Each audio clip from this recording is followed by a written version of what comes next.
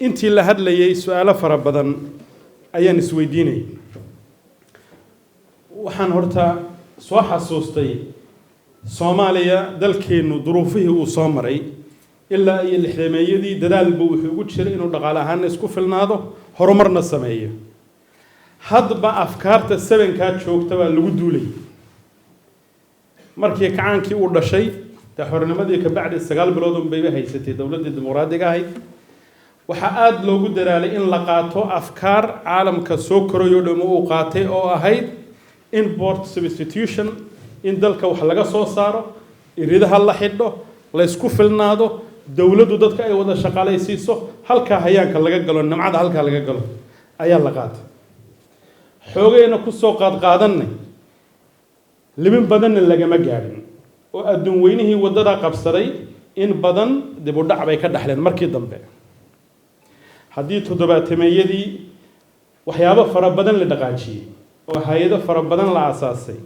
oo dadku ay u shaqo tagi jireen shirkado waaweyn oo dawladdu ay leedahay ama caanaha soo saaran ama tawandhaha soo saaran ama songorha soo saaran ama dharha soo saaran ama hilibba ha dhoofiyeen kismaayo ku taalay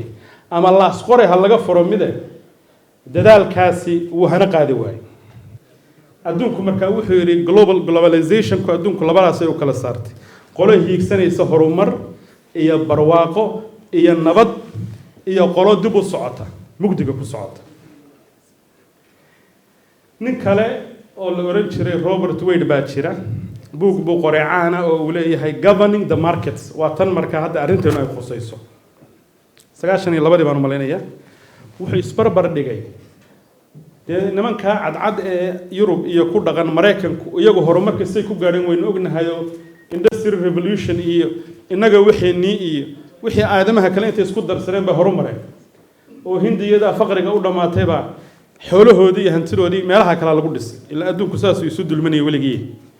laakiin inteenna dambe dalalka faqriga ka baxay ee horumarka sameeyay ee la taaban karo ee hadda la tartama waxa kamid ah Korea waxa kamid ah Singapore waxa kamid ah Malaysia dalalkaas kamid ah Japan China oo inta dambe isna saxay maxaa dalalkan ay u horumareen Soomaaliya iyo inta la midana loogu dawariyaa ninkaas isweydiiyay saddex mas'alo sheega marka miiskan ay maanta joogan wuxuu yiri dalka waxa horumariyay horta awalan wuxuu ku bilaabay waa dal boqolkiiba 30 income-kooda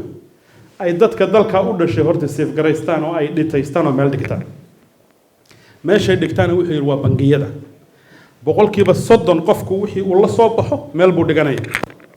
Mareykanka iyo meelaha kalena boqolkiiba 30 baa qofka amaah lagu leeyahay credit card wax la yiraahdo ku noolyihiin wuxuu kaloo yiri saddex qolo horumarisay wuxuu yiri dawlad iyo siyaasad toosan oo aan liicliic ku imanayn ama kala qaysanaan fara badan oo saas isu wadata kow bureaucracy iyo shaqaale rayida oo laga dahaaday بريشرك بالشدة هبل إيه مقعو هبل بان وتايان لجو كيرينه حرفض يأقول لجو صحور حشي وشغالة ريد كدولة ده يوحو يري بنجيو إلاليي أو كيديي أو هيا لعقتي قف كيبا بقول كيبا صدن أو سيف جريستي أو بلايين دولار يقول هل أبور لأو ورشده ربطة إنا يسميسو مركز ده هوندا إيو تويوتا إيو LG سومالي ولا مارجنو رجع إنك كلا هرت صوص سميستي دولة الدلال كده ولا ذيك ورمي بين وزارة دي سو حصص صارتي سهنك وحصص صارتي محل يراد budget كويس كصوماليات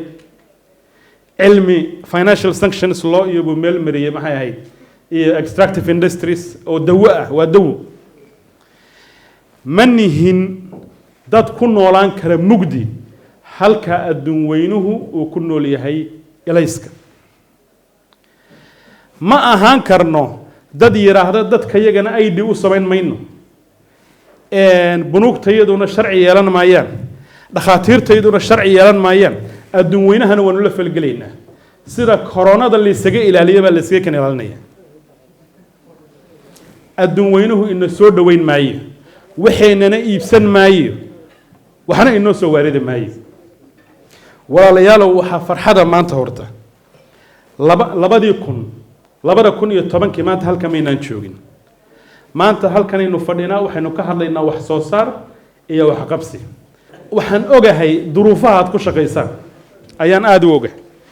in uu nin intuu fadhiisto yiraahdo bangi baan furaya meel aan shuruuc ka jirin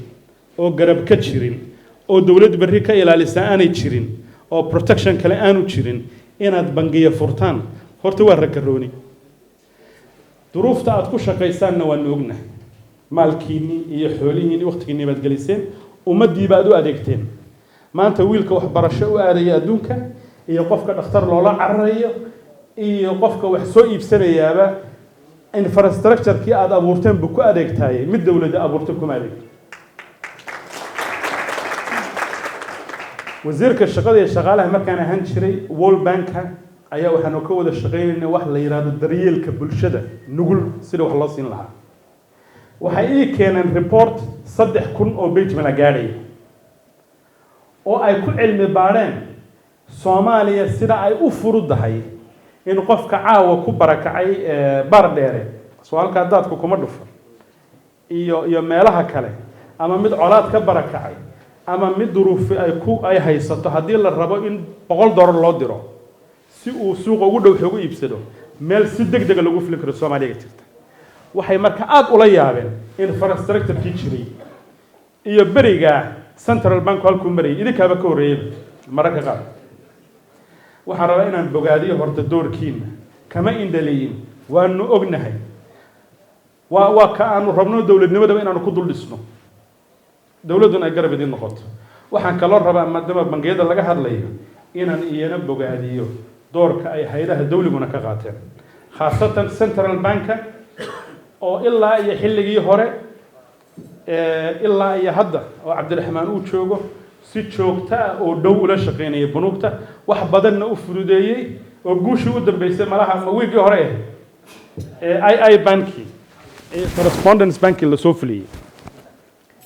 dawladnimada Soomaaliyeed waxa lagu dul dhisayaa kartida karaamada dadaalka muwaadinka Soomaaliyeed iyo shirkadda Soomaaliyeed iyo bangiga Soomaaliyeed